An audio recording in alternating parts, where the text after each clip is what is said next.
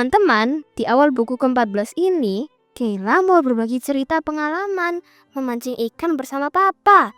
Lucu sekali. Ternyata ikan tuh berhasil tertangkap karena dia terpikat pada umpan yang menarik perhatiannya. Oh ya? Hari ini kita bisa belajar tentang umpan juga. Apa itu?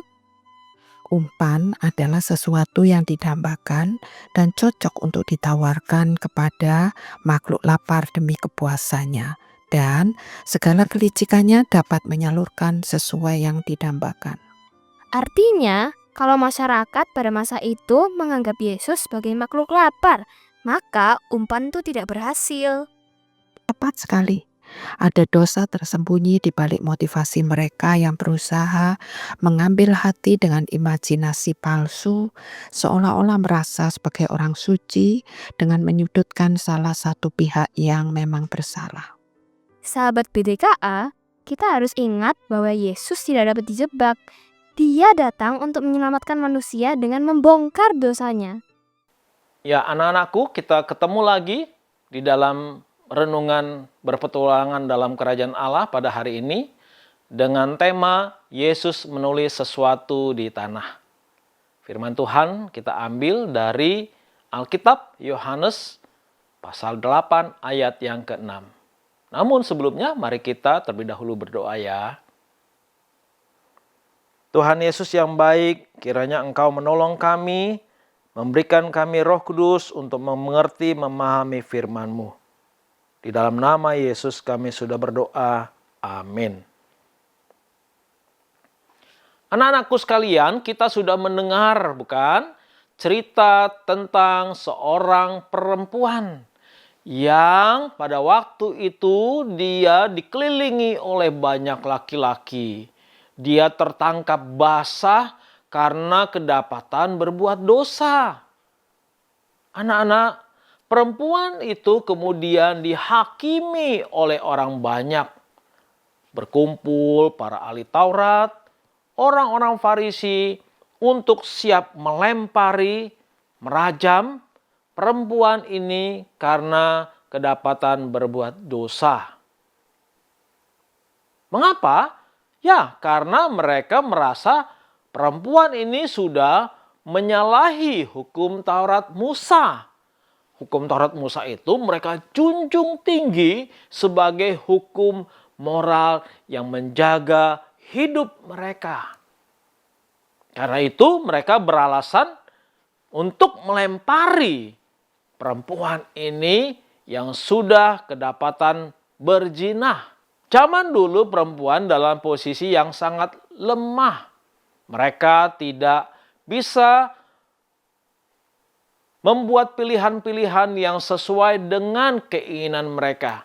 Dan dalam masyarakat pun mereka tidak punya posisi yang cukup kuat untuk membela diri. Ya, perempuan ini tentunya disalahkan.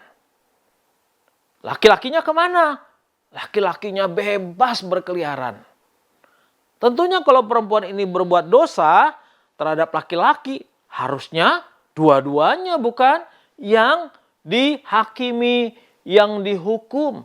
Tetapi entah kenapa di dalam bagian ini hanya si perempuan saja yang dihakimi oleh para ahli Taurat dan orang-orang Farisi.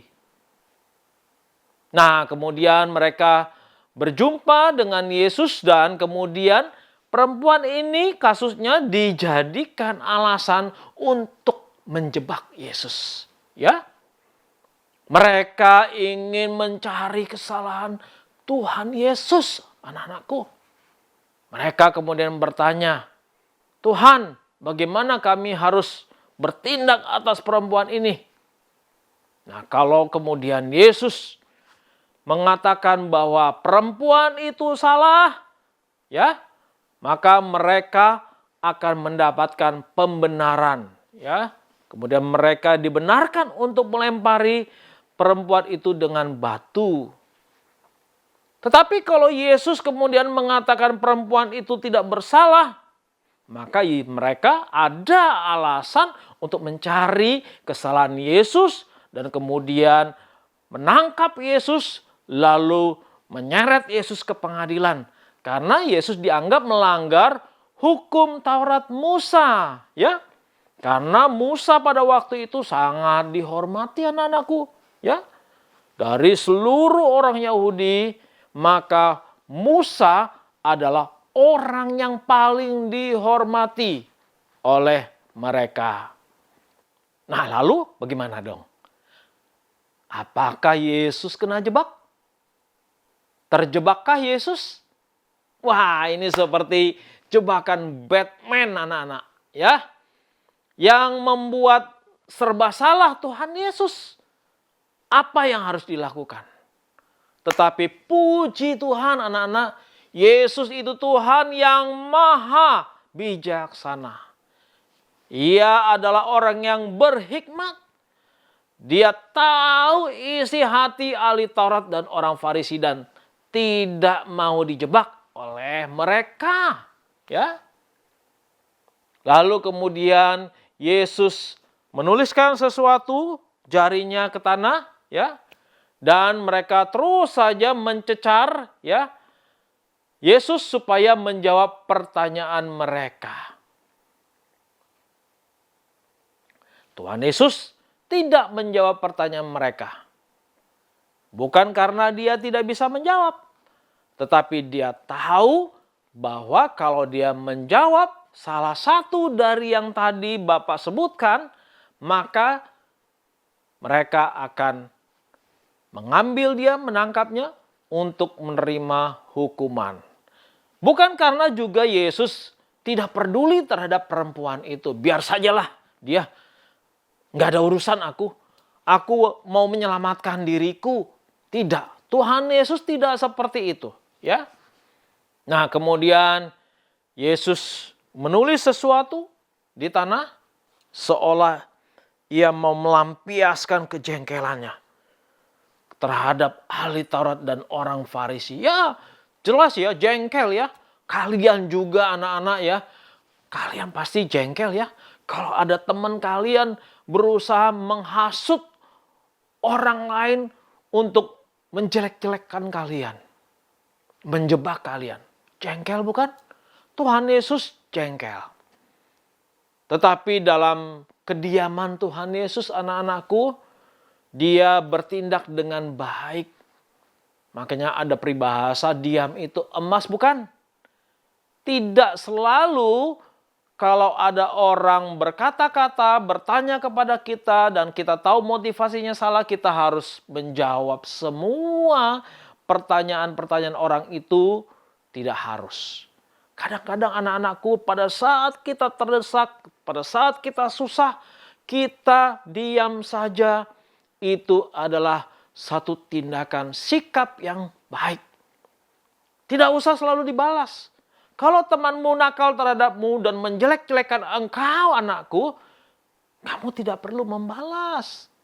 Kamu cukup diam dan kemudian lapor kepada Bapa di surga bahwa ada orang-orang yang membenci engkau. Lalu kemudian biar Tuhan yang akan menghukum mereka. Kalau lawan bicara kita itu orang yang menjengkelkan, orang yang munafik, motivasinya kita tahu tidak tulus ya anak-anak ya. Sebagai anak Tuhan, kita harus pintar-pintar untuk bersikap, mengambil tindakan dalam bergaul dan harus memiliki hikmat. Kalau ada lawanmu atau temanmu yang berniat menjatuhkan kamu anak-anak, apa yang harus kamu lakukan? Melawan mereka? Membalas mereka dengan memukul mereka balik? Akhirnya berantem bukan? Dan kalau berantem tidak ada yang diuntungkan. Semuanya rugi.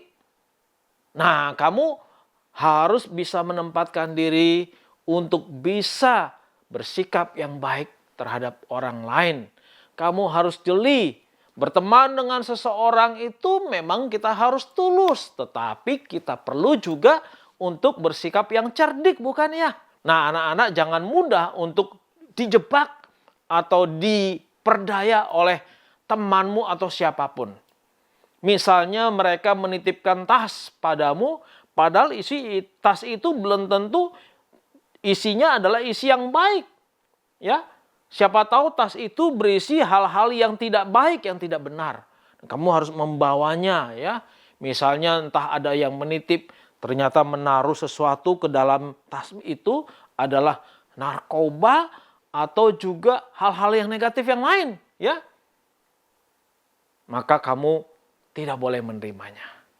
Nah, dari sini kita bisa belajar anak-anak bahwa kita harus berhikmat di dalam setiap langkah keputusan kita. Nah, Tuhan Yesus memiliki hikmat. Hikmatnya diperoleh dari mana? Karena Yesus bersekutu dengan Bapa di surga. Dia tahu membedakan yang baik dan yang buruk. Nah, biarlah kiranya kita juga tahu membedakan yang baik dan yang buruk sebagai anak-anak Allah. Amin. Mari kita bersatu dalam doa.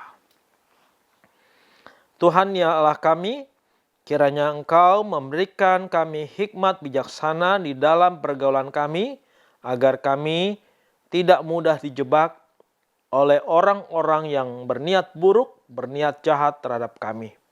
Bersyukur untuk teladan Tuhan Yesus yang menjadi contoh bagi kami. Dalam nama Yesus kami sudah berdoa. Amin.